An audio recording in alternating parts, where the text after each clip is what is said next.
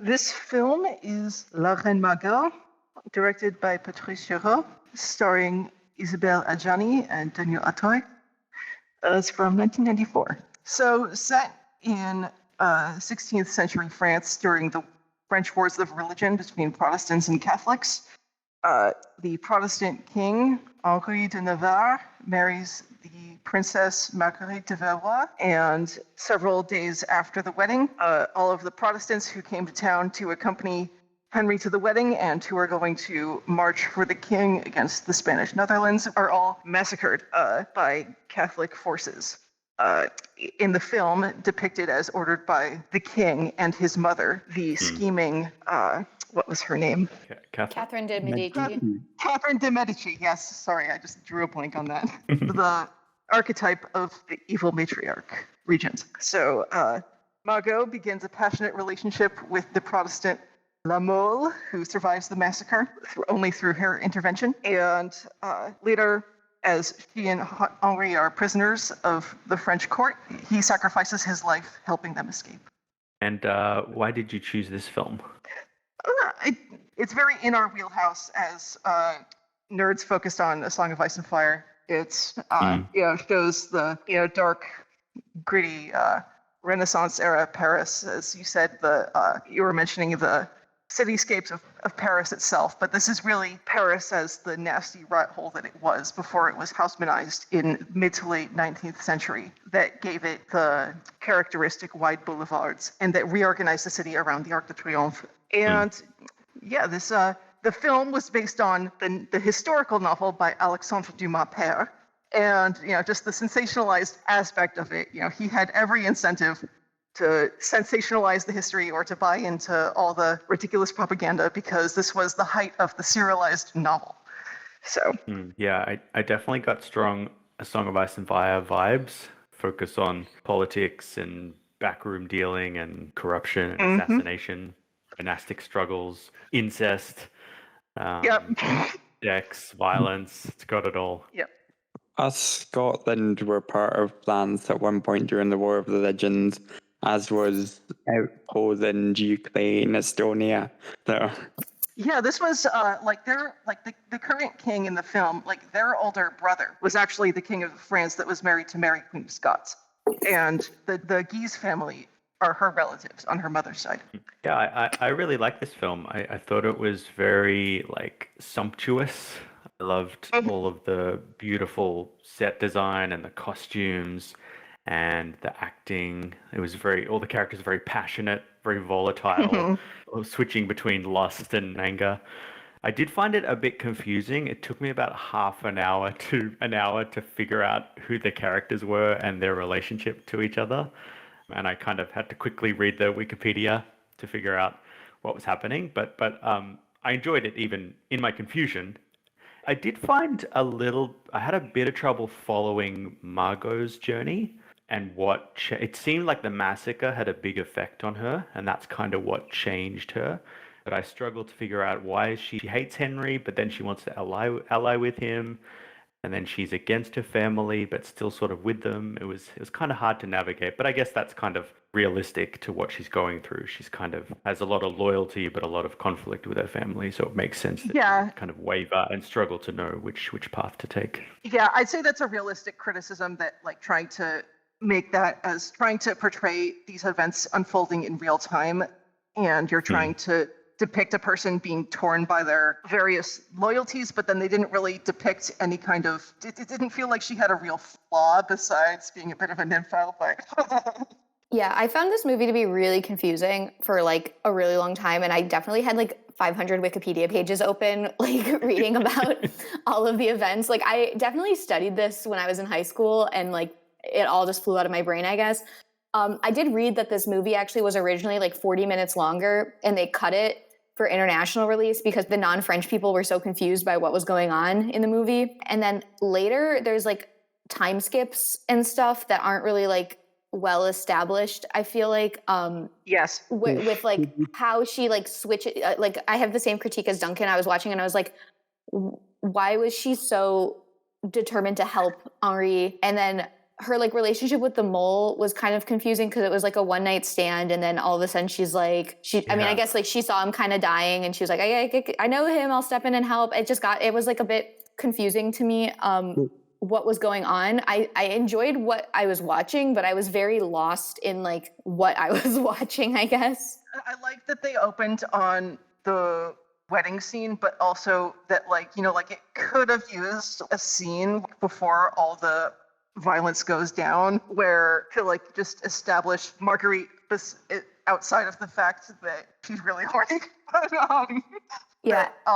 That, just how she feels in relationship to doing her family's bidding, or essentially being like used as bait for this mass murder. Yeah. Also, something that's like not super important. But she did say that like no, like they were my wedding guests, which it feels like she feels like a lot of guilt just around that fact, and just like people were a lot more superstitious back then. Yeah, I did read that the real King Charles IX like felt like a lot of guilt about what happened too. So like it definitely like.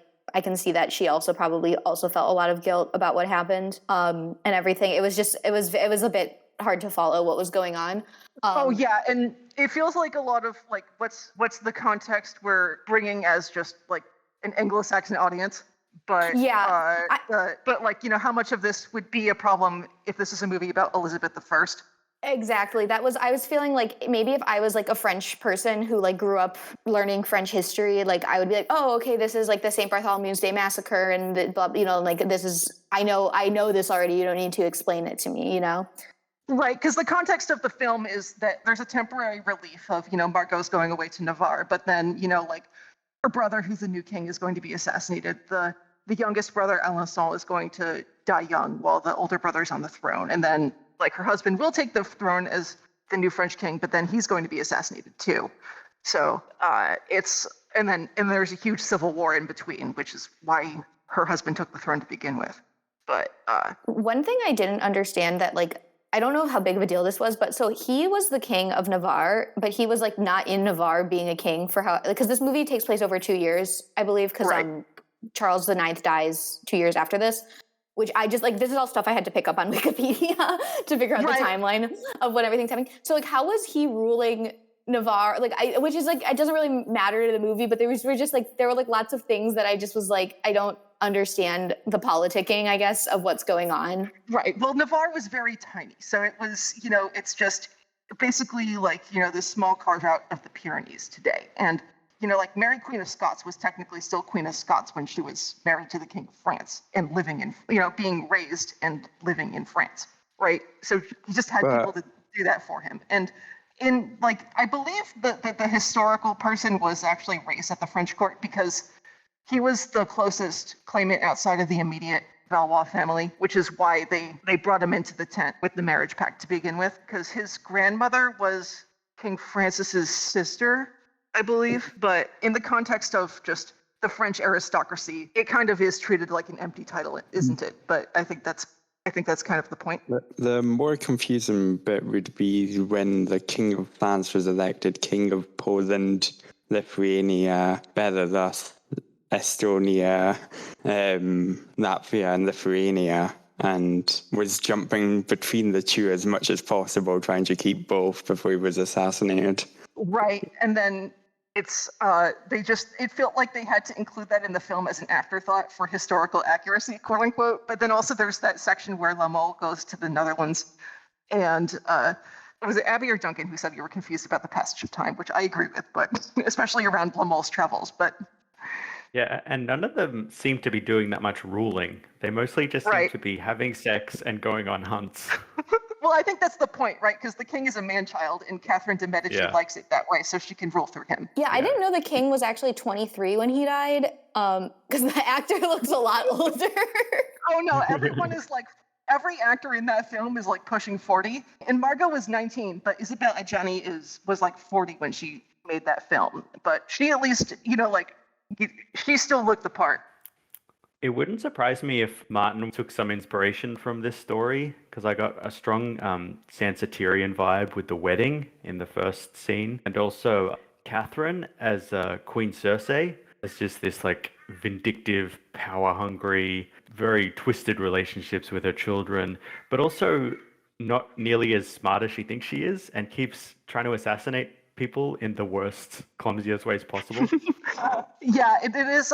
She is definitely a very archetypal figure of the ruthless dowager queen. And Alex, you've been rather quiet. Do you have something to say about this film? Man, I have like 3 different strands I was trying to. As far as things I was confused on, there's like, I think it's like Kakonas, who's like, he was massacring the Protestants, and like he fought with La Mole twice, and they both had like died, air quotes. And then when they reunite, he's like, "My old friend, I'm so glad you're alive." I'm like, I thought, Right. did like, I miss now a we're scene? blood brothers. Man. Right, and he's also the lover of Margot's lady's maid, Huguette, or she's not lady in waiting, like, she's a duchess in her own right, but... I've had a huge crush on Johnny since watching Possession, you know. The subject matter of that movie notwithstanding, but yeah. But speaking of international edits to this film, if people saw the version of this film where she and La Mole are watching the sunrise outside in their after holing up in their love nest when she left the palace, but then Navarre was on his hunting trip and he didn't show up. That scene was added for the North American release to make it more romantic for the American audience. I think I might have seen that version, and there's like this long lingering shot of his back muscles. Is that the one? Yes. Yeah. I said it in the discourse, but this is one of the horniest films I've ever seen. All of the characters are just thinking about sex at all times, and the camera is just making love to their bodies at all time. Yeah, well, I think Duncan, in the questions to consider, how are the French people depicted in these films? How is French society depicted?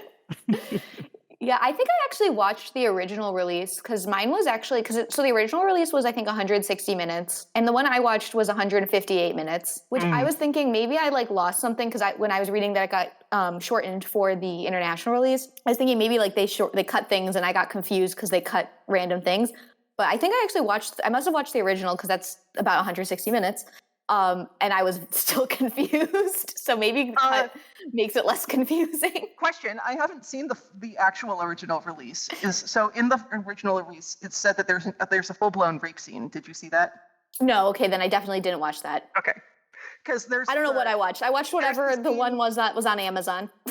Okay, yeah, that's the regular release. But there's. I think I want to say it seems like it would be the scene with the white dress at the end, where the king is sweating blood, that would have escalated into a full-blown rape scene, but there are so many sex scenes in this film, it's hard to say. That was horrible at the end. I mean, the version I saw it seemed like it was going to happen, and then the king has an attack and collapses. Any more thoughts on the depiction of the St. Bartholomew's Day massacre? I thought it was really effective as just intense carnage, and again, reminded me a lot of Song of Ice and Fire, Red Wedding, something like that. And it was interesting to see Margot's distress, and that definitely seemed like a turning point for her. But I thought her friend, I can't remember her name, she made an interesting comment like, "I get turned on by danger."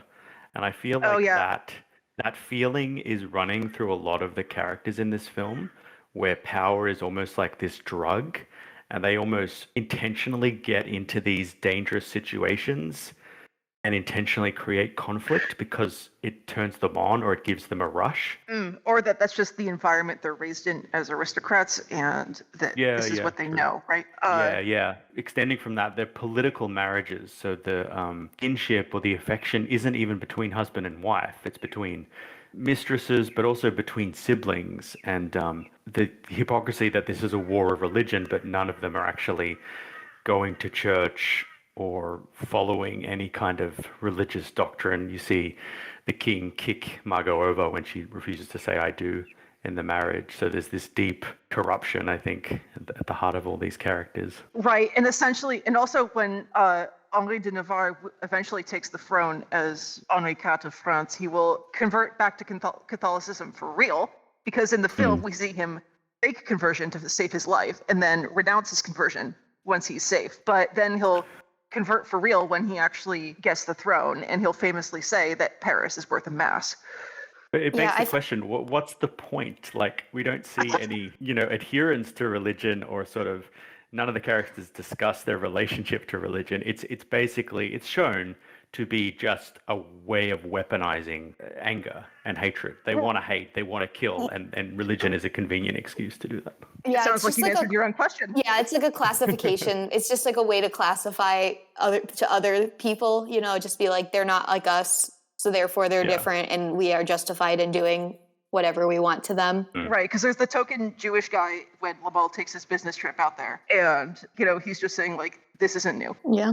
And like the king's Sorry. a closet Protestant, right? Because he's gravitated towards Coligny, the leader of the Protestants, whose attempted assassination sets the whole massacre off. And he's just saying, like you're the father figure I ever had. You're clinging to you gives me independence from my mother, which is why I'm doing this. And yeah.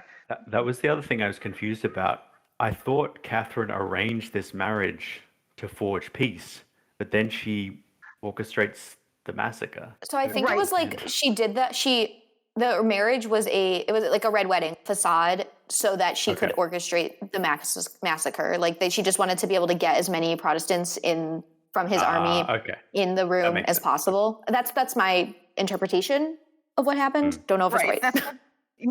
That's what the film is having us believe. But it I think the historical consensus is that she actually, in good faith, wanted this. But most historians today will put more responsibility on Anjou, the guy who'll become Henry III at the end, the middle brother. But as far as the film goes, Navarre is convinced that Catherine de' Medici had his mother poisoned, and because she died several days before the wedding, actually. And what really struck me about the St. Bartholomew's Day sequence was just the emphasis on how many people it took to actually carry out an atrocity like this, and the bodies it left behind. Mm-hmm. Yeah. Yeah. To add much, but I really enjoyed the music during the massacre. Like I just thought that whatever that like motif was that they played, I just really liked it. I thought it like really added to the scene. I don't know. I was just like thinking about the music a lot in just terms of like what kind of instrument. I mean, I don't know that much about music, but just like what kind of instruments they would choose to use to like maybe like mimic the time period and that kind of stuff. And yeah, I also really appreciated that all of the Protestants wear black, so I could figure out what was actually happening. Because I think if all the Protestants didn't wear black, I would be like, why are they murdering each other? like it would, who is who, what's happening? And I think that was probably very useful. Yeah. Oh yeah. Confusion at the plot aside, like as an experience, it was very entertaining. Set design, music, it was all incredibly powerful. Yeah, I liked the boar hunt sequence. And it felt like it did a decent job at portraying how dangerous it is to hunt a boar. But yeah, during that sequence, I was like, when he fell off the horse, I was like, why would they do this? Like, it was so dangerous. But that's the point. I know, but it was. They get turned on by violence. Duncan said it. Yeah, something also I didn't think of. I didn't know that they. I mean, I probably kind of vaguely knew they had guns back then. Like, I just never think that like guns existed until like the 1700s. So it kind of like makes me rethink a lot of fantasy novels that I've read in terms of like, because I know that Game of Thrones is 100 Years' War of the Roses. So that's like that's like the 1300s and 1400s, which I read. The pistol was invented in the 1440s, but it just makes me rethink like how like guns are never used in fantasy that take place during like these like Elizabethan, like pre-industrial revolution time periods. And I'm like, maybe fantasy should try to have guns more. Maybe it would spice things up a little bit. There were They're even going to invent cannons cannons and retake the stepstones. If you like that, Abby, angle, Abby, there's a adaptation of The Three Musketeers from the BBC from like 10 years ago called The Musketeers. And they actually have the Musketeers fire a musket every now and then. And it takes place like a generation later. So very, very interesting. As far as like the ancient Greek concept of xenia, like the sacred hospitality, where like if you violate it, you invite the wrath of the gods, and like it's maybe beyond the text of the film, but it's like the House of Valois will be doomed very soon. Like all of Catherine's scheming and whatnot will amount to nothing. Gold their hair and gold their shrouds. And any final thoughts on the depiction of sex and incest? No, not for me. I guess it's just a just artistic exaggeration of just how these characters can't get away from each other because of the obligations of royalty. But it's not a humorous movie at all, but the one time I laughed was when Catherine was doing her like Lucille Bluth from Arrested Development, and she's like, "No, I love all my children equally." Later that day, I don't really care for Margot. Yes.